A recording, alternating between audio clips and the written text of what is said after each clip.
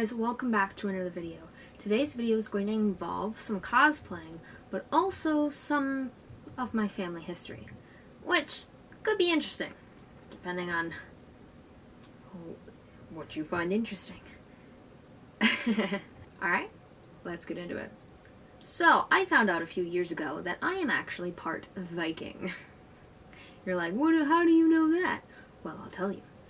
Now, when it comes to my family tree, one side of my family did their research. My dad's side, they took photos, they have articles, they have birth certificates, they got the whole shebang. I could go at least a few generations, if not more, back with all the information I have.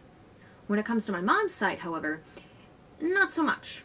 My grandma and grandpa, I know some basic information. When it comes to my grandfather, I made a documentary on him, if you'd like to watch that. I know basically his life and some of what his parents did, but I don't know any farther than that. And when it comes to my grandmother, I really only know her parents and then their parents. So I can't really go far back, and I don't know much about them other than their names and kind of where they were from.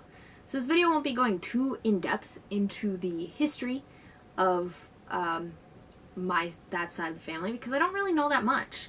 I may be doing another video on the other side of my family, because there's some interesting things that I'd like to share with you, but not today. Today we're going to focus on the Viking part. So, my grandmother is 50% Danish. Her father was born and raised in Denmark and moved here when he was an adult. Her mother was already in the US at the time. They met, fell in love, had a lot of kids. And so her father was from Denmark. His parents are both from Denmark. Now, anyone who doesn't know, Vikings are from an area known as Scandinavia, which is not a single country. It's an area involving multiple countries, Denmark being one of them. So, that means that I am related to Vikings. Now, because I can't go really far back, it's possible I'm related to a Viking no one knows about. A farmer, a this or that. I could be related to a famous Viking, but I want to doubt that. Because I can't go very far back, maybe one day I'll be able to. I can do another video if I get more information. But for now, this is all I have. And he was a full Viking, you could say. And my grandmother was about 50-ish%, which makes me like 25 or less, depending on what you count. So, I'm not a giant portion of Viking, but just a tad. I did 23andMe, and it said I was about 16% Scandinavian, we'll say. So, not a giant percentage. But, I am Danish, or Scandinavian, which means that I am technically part Viking. And I take that as a compliment. So when I found out, hey, I'm part Viking, I'm gonna cosplay a Viking. Obviously. There's no other reason, that's all I need. So, I made up the character Freya. It took me a while, but Freya was the first name that really stuck out to me, where I was like, yeah, that's perfect. So when I first cosplayed her, I used the leggings I had in my drawer. I used this black dress thing that I got for Christmas 2 years prior. I had this fur vest that I just put over my shoulders. I did some braids, put some makeup on, and there she was. Wasn't great, but for first attempt, pretty good.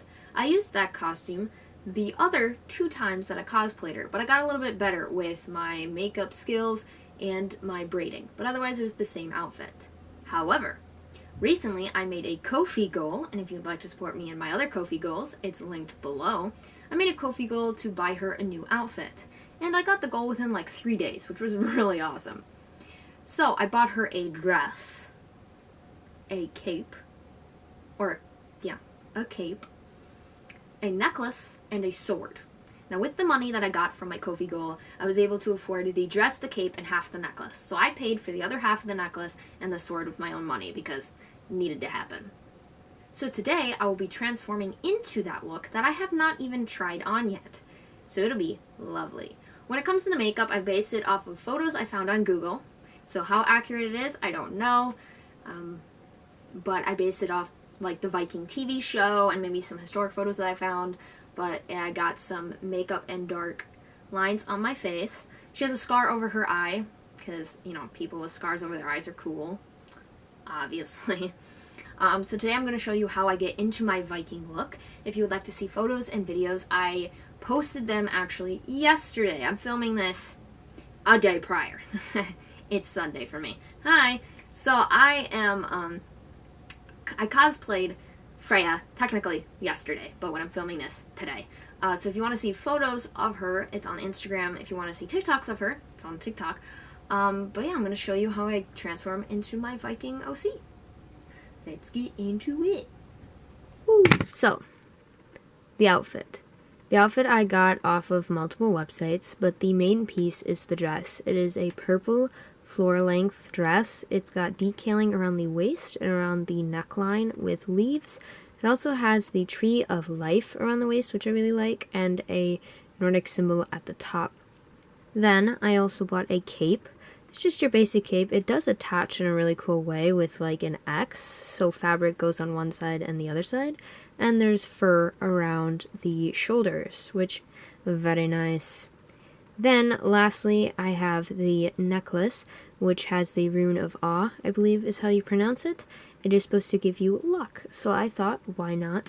So that goes over top everything.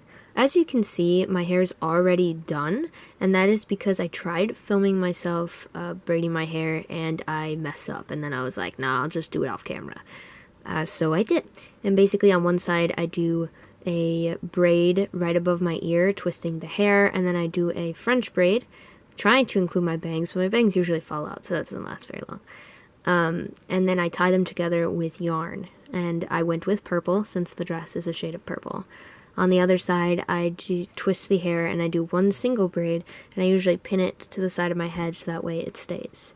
When it comes to makeup, I do the same makeup look every single time. So I start with a black line that goes across my face, over my cheeks, my nose, and the other side. There are 2 triangles pointing upward, one on each cheek. Then I do a brown eyeshadow around my eyes to make them look more tired, more rugged, and then there is a scar going over one of my eyes, because those are pretty cool. And now that the makeup is complete, the outfit is done, and the hair is fabulous, it's time to go outside and give you the reveal.